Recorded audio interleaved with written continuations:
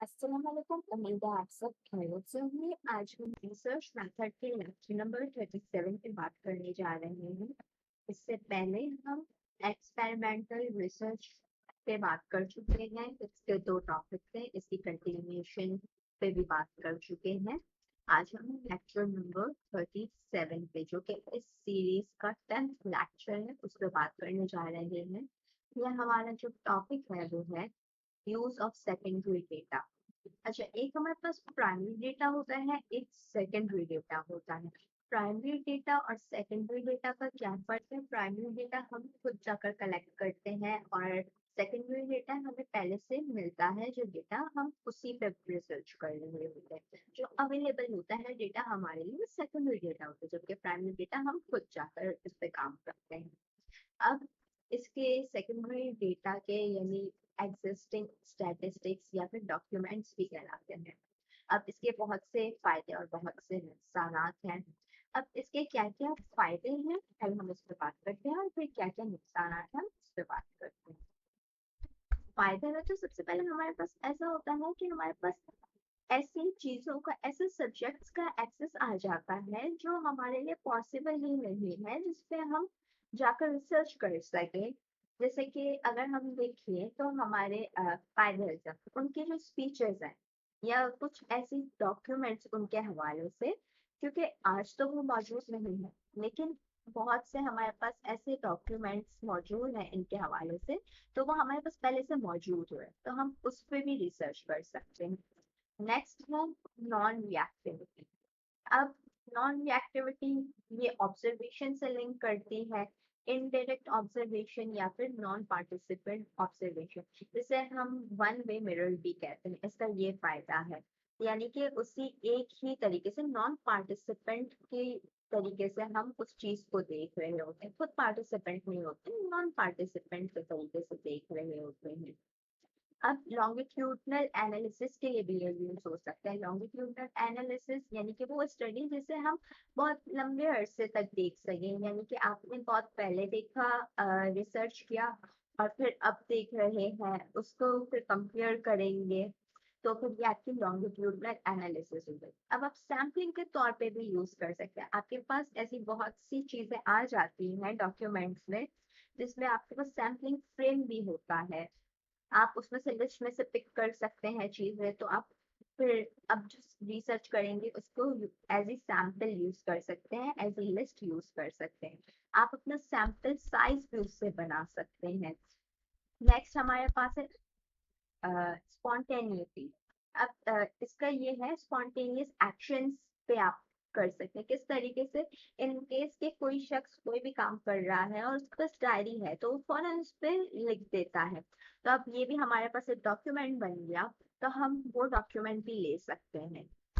Confession, ये बहुत important बात है। कन्फेशन किस तरीके से?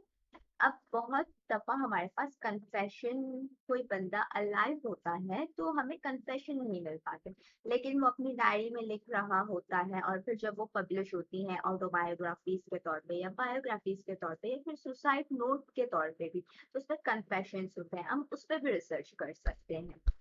और लो कॉस्ट, इम्पोर्टेंटली इस पे जो बात की जाए, लो कॉस्ट क्यों?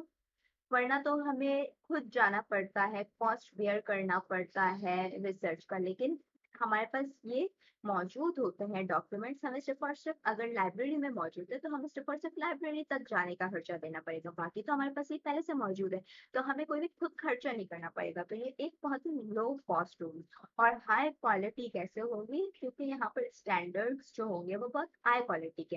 जैसे अगर हम इसकी एग्जाम्पल न्यूज़पेपर से अगर हम ये सारे डॉक्यूमेंट्स लेते हैं, तो हमें पता है कि न्यूज़पेपर में जो कॉलम्स लिखे गए हैं उसका एक स्टैंडर्ड होगा, एक तरीके से लिखे गए होंगे, और कॉलम्स में कौन सी चीज कहाँ लिखनी है, तो इसकी वजह से हाई क्वालिटी पे बेस करते हैं। अब इसके बहुत से डिसएडवांटेजेस भी हैं, उसमें से पहला डिसएडवांटेज जो है वो बायस का है।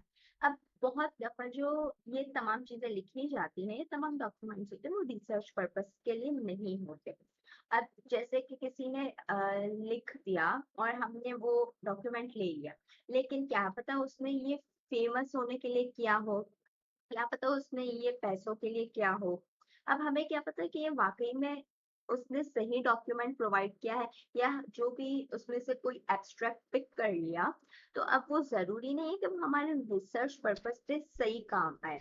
अब सेलेक्टिव सर्वाइवल, अब जरूरी नहीं है कि जो डॉक्यूमेंट है वो सही से सरवाइव कर जाए, ये तमाम की तमाम बातें डॉक्यूमेंट पे लिखी जाए वो प्रिजर्व हो। बहुत दफा ऐसी बातें भी होती हैं जो डॉक्यूमेंट पे लिखी ही नहीं जाती, या फिर इनकम्प्लीटनेस।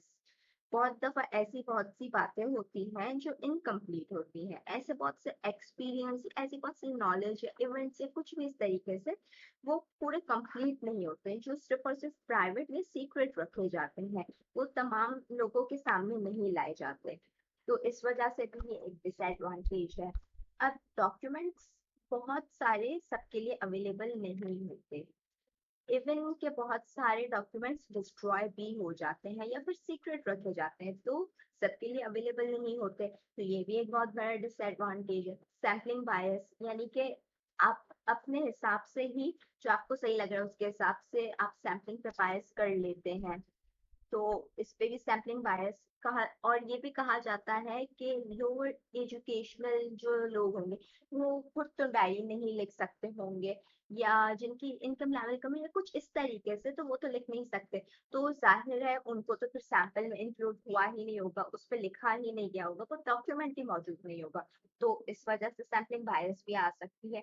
अच्छा, नेक्स्ट है लिमिटेड टू वर्बल बिहेवियर। अब वर्बल बिहेवियर तो जाहिर है, अब डॉक्यूमेंट्स में तो हमारे पास वर्बल बिहेवियर की लिमिटेशन ही हो जाएगी, तो हमारे पास डायरेक्ट इंफॉर्मेशन भी इसलिए नहीं होगी वर्बल बिहेवियर की। अब हमारे पास स्टैंडर्डाइज्ड फॉर्मेट पे भी एक बहुत बड़ा डिसएडवांटेज है। जैसे हमने न्यूज़पेपर की बात की, उसमें तो स्टैंडर्ड है, लेकिन उसके अलावा बहुत सी ऐसी चीजें होती हैं, ऐसे डॉक्यूमेंट्स होते हैं जिसके स्टैंडर्डाइज्ड फॉर्मेट नहीं होते। और नेक्स्ट हमारे पास कोडिंग डिफिकल्टी। अगर किसी ने कुछ लिखा और आज आप उसे रिसर्च के पर्पस के हवाले से देख रहे होते हैं, तो उसमें कोडिंग डिफिकल्टी भी आपके लिए जरूर होगी कि वो किस तरीके से कोड हुआ है, क्या लिखा गया है, और उस पे आपको बहुत मुश्किल का सामना होगा, इससे कोडिंग डिफिकल्टीज। नेक्स्ट है डेटा, जो आप लेते हैं रिसर्च के लिए वो ओवर टाइम चेंज भी होता है। अगर वो कुछ टाइम पहले एक चीज की डेफिनेशन कुछ और थी या उसको किसी और तरीके से समझा जाता था, वो आज के हिसाब से कुछ और होगा। जैसे अगर हम यहाँ पर टेम्परेचर, करेंसी, लिटरेसी रेट, इन तमाम की बात करें, तो वो भी चेंज होते हैं ओवर टाइम।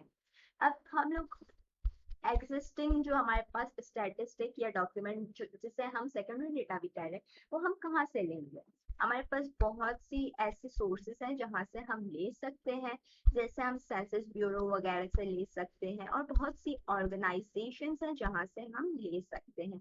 अब वो कौन कौन सी ऑर्गेनाइजेशंस है वो यहाँ पर आप लोग देख सकते हैं कि यूएन की पब्लिकेशन से हम ले सकते हैं, यूनेस्को से ले सकते हैं, और पॉपुलेशन सेंसस डेटा ले सकते हैं, डेमोग्राफिक ईयर बुक्स जो पब्लिश होती हैं वहां से ले सकते हैं।